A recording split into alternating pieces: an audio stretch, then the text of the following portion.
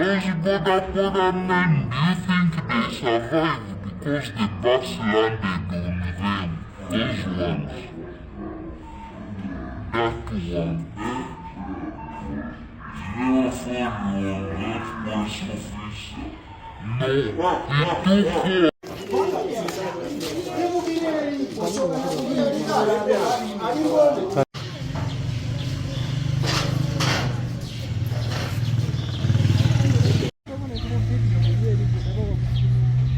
What?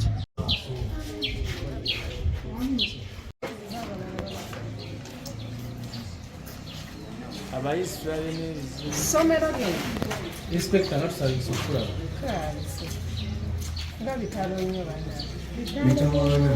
Somewhere you're not about delegates. Oh, good. I thought you were the money back candidates. Congratulations, Master, you are in charge. Okay, officers are not a but I need information. One and a ministry. Oh, I'm your inspector of schools. So this week I've come to make a report. But they have told me that the teacher is in Charlie Valley. I would like to get some information from you. Where so that stuff from such that I have for the information.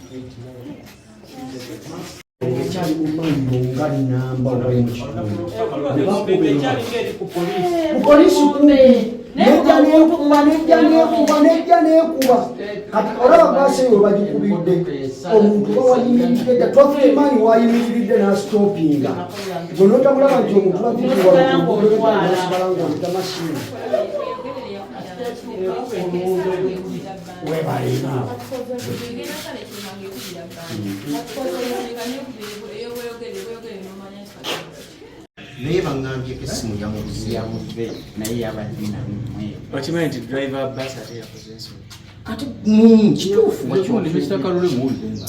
kituufu toyinza kuwulira ng'ombe ya train from a distance.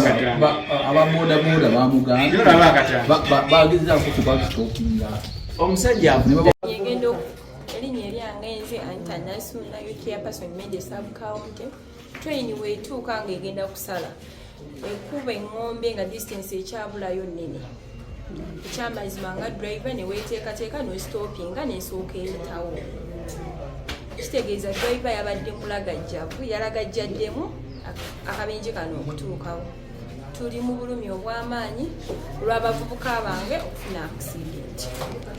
Omumbejja Mazzi Immaculate Nkenzi omulambuzi w'amasomero mu kitundu kino tulina ennaku nnyingi olw'ekituuseewo omusomero lyaffe erya Mwebaze High School. Abaana baffe ababadde bagenza okulambula abamu n'abasomesa baffe okufuna akabenje ate ekineewuunyisizza wentuuse ku ssomero nga baŋŋamba nti abaana bonna mu ssomero bagenza okulambula kwasigaddeko 6 bokka abataasasudde.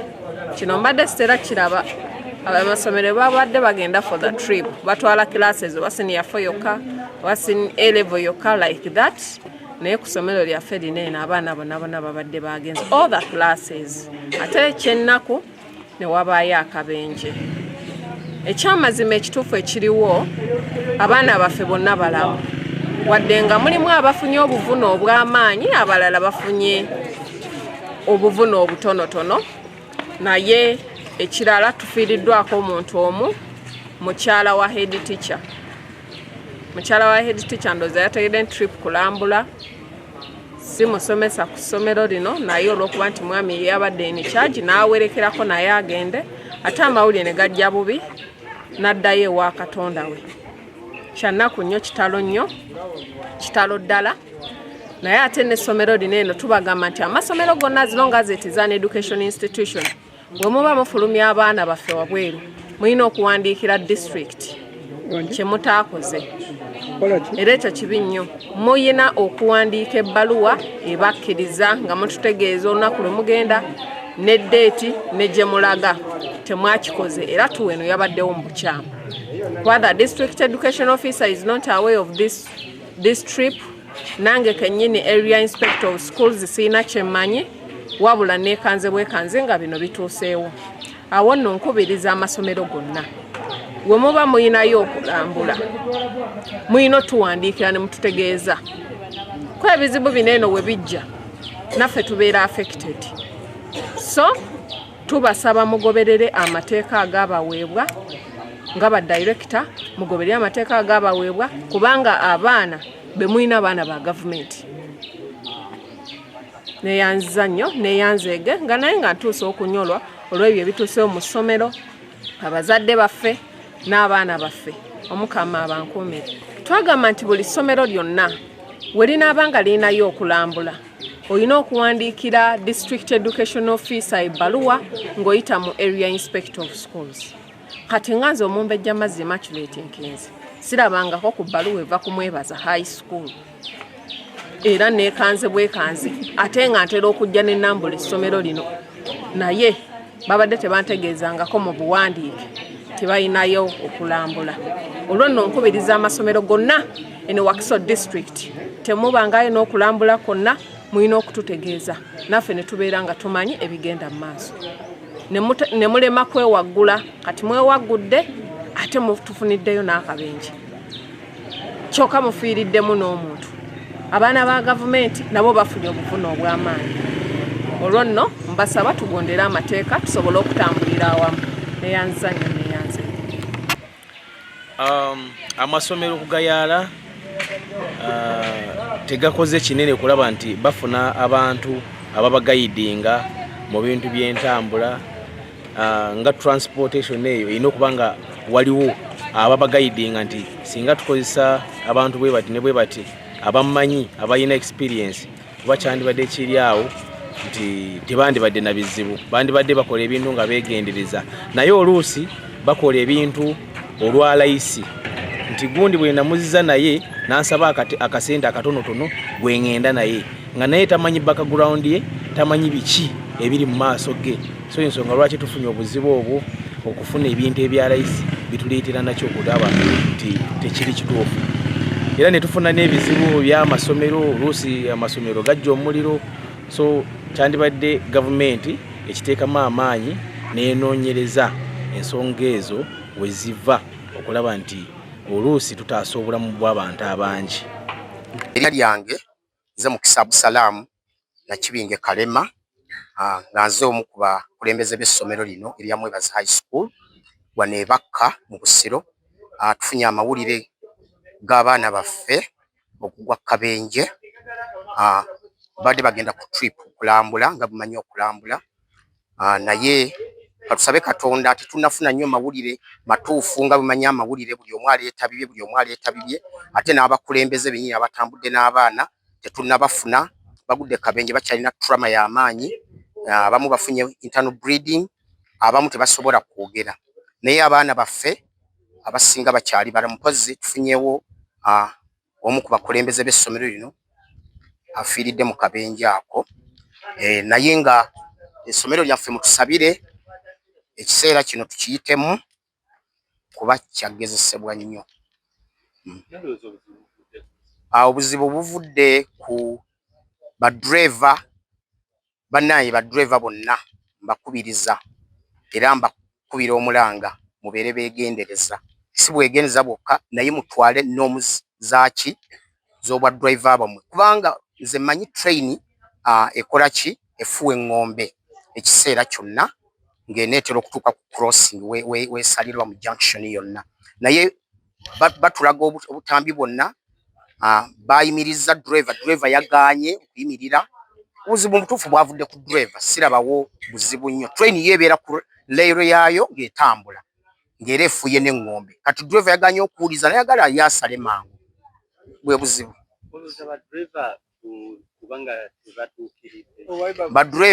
Badriver bangi era nsaba gavumenti yaffe etandike okweyongera okukola scrutiny ku ba drivers, okwetegereza ba drivers. Kuba driver abamu tukitegedde wano amabaluwa permits bazifunira na waka tibagezesebwa. Police etuyambe eddemu egezese ba driver kuba ekyo kiragira ddala okusinza kibaddewo, kiragira ddala driver abadde unprofessional, tabadde mukugu mu byakuvuga. Weetisa abaana ekyalo kyonna kigwemu akasambatuko. Musajja omu omusirusiru, nkozesa olulimi lubi mu nsonyiwe, naye omusajja omu alabika nga si mwegendereza ng'ate si mukugu. Permits abantu babagezese, ze nsuubira wabeewo ogezesa abantu okuddamu gavumenti eddemu buto egezese abantu bonna. Balabe gundi talaba, gundi talina kino, gundi talina kiri. Baddemu bagabe permits, restructuring nkikubira omulanga kibeerewo. Kuba ekintu kino kitukoze bubi nnyo. Ffe ng'abakulembeze b'essomero liramu Mwebaza High School kitukoze bubi nnyo. Abaana baffe tetunnamanya.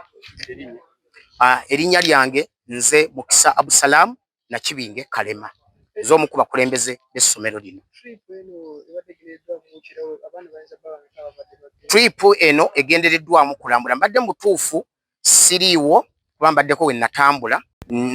Mbadde nzize kubanga tugaba n'emirimu, naye nga mbadde nzize nga mmanyi kuba tubadde twagala nnyo S4 yaffe nga bwegenda towards MOX ebeere nga ekola ki, ebeere nga ekola field work, S4 field work especially at senior 6.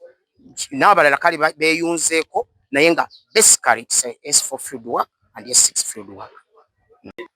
Erinnya lyange nze Mwebe Robert, omu ku batandisi b'amasomero ebakka, era ng'essomero lino Mwebaza lituliraanye, tukolagana nalyo mu mbeera zonna. Naye ekikolo kibaddewo olwaleero ekyokuba nti abaana baffe bafunye accident, ekikolo ekyo nkivumirira, naye okusingira ddala bwe mbadde ngoberera driver avuzizaamu kimama kubanga bamulaze nga waliyo train ejja n'atafaayo.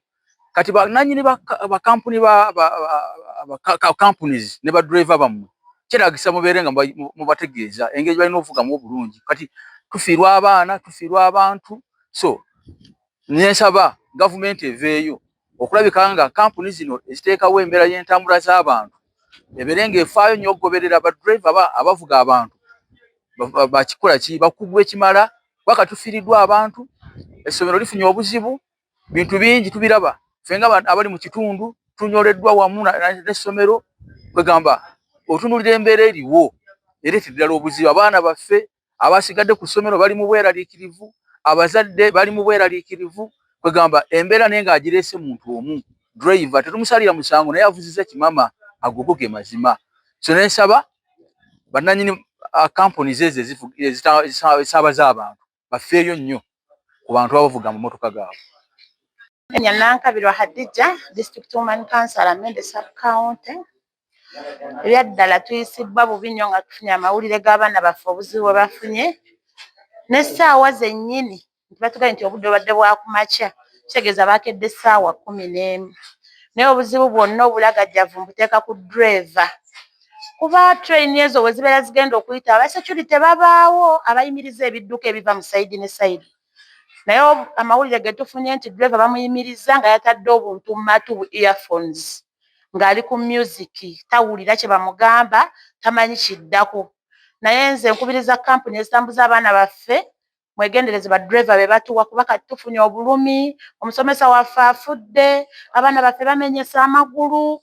Nga nze kansala kimpisizza bubi abayizi bange okufuna obuzibu obwo.